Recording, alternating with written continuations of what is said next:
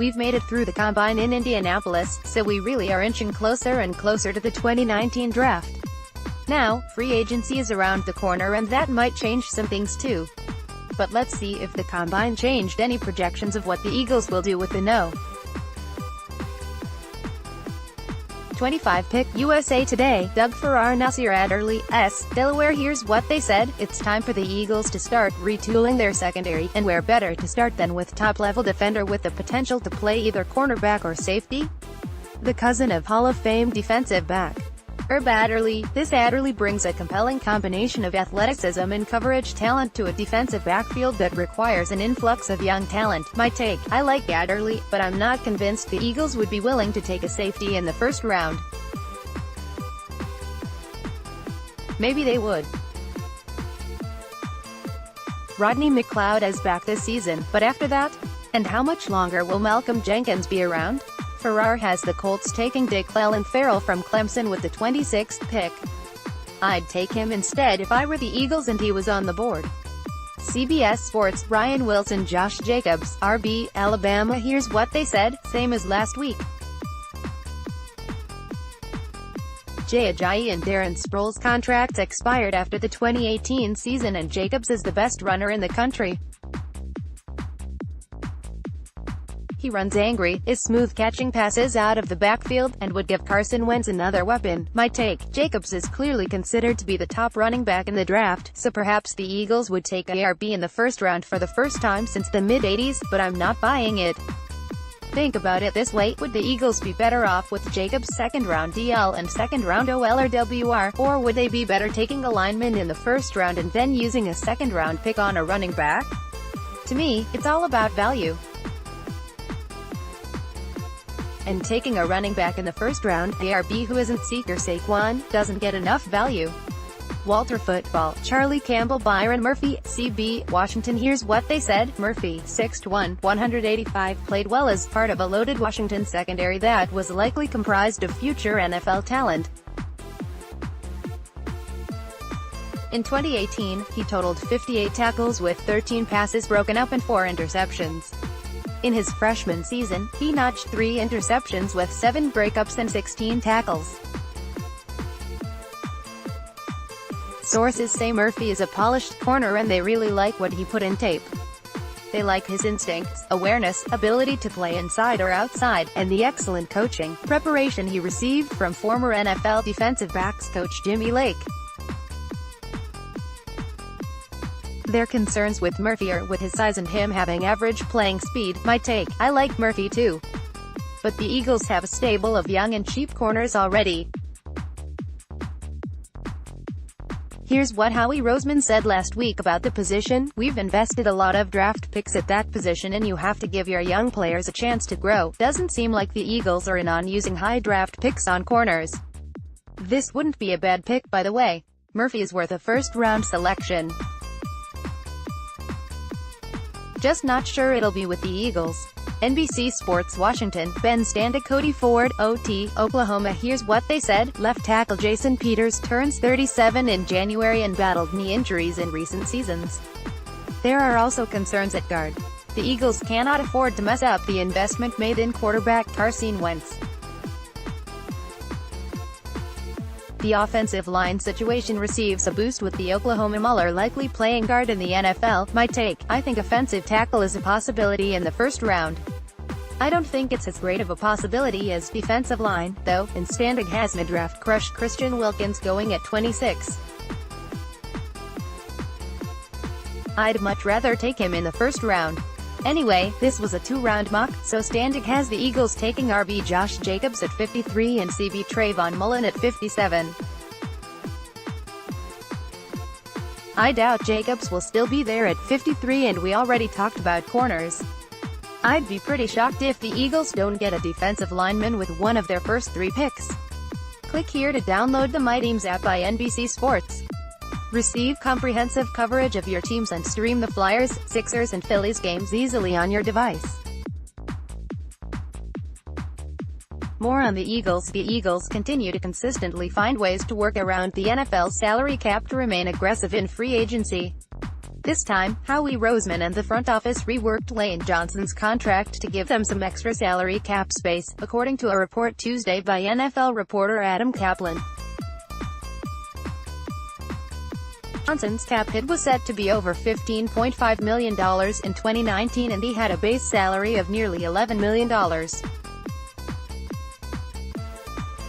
My best guess here is that the Eagles converted some of his base salary into a bonus, which allows them to prorate the amount over the remaining years of the contract. It's just moving money around. This doesn't mean Johnson will earn any less, it just means it's counted differently for cap purposes. Got it? Good. This has been a common move from Roseman in recent years. If you're looking for another possible candidate for a move like this, Alshon Jeffrey's contract might be one. He has a cap number of over $14.7 million and a base salary of $11.75 million in 2019. While the Eagles were really cap-strapped not that long ago, they're really good at the financial aspect of all this. In the last week, they've taken significant measures to create salary cap space. Nick Foles will come off the books. Jason Kelce's extension is expected to save cap space. They won't pick up Tim Jernigan's option, which will save $7 million.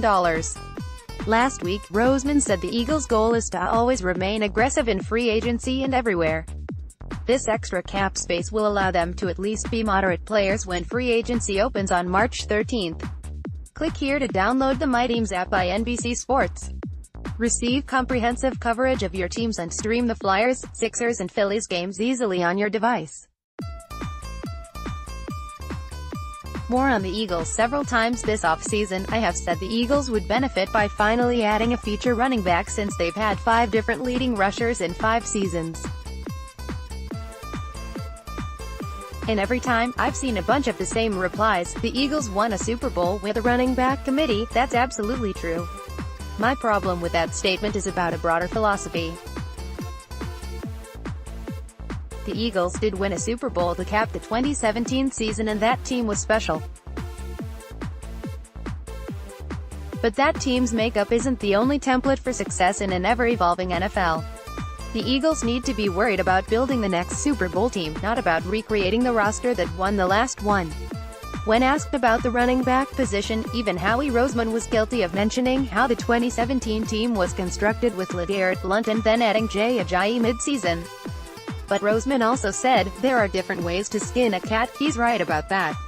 After his podium session from the Combine, Roseman met with Philadelphia-based reporters in a side session and I got to ask him about this philosophical premise. Do the Eagles try to recreate the team that won the Super Bowl or is that dangerous? That moment in time, it feels almost surreal. It was just a year that we had some success.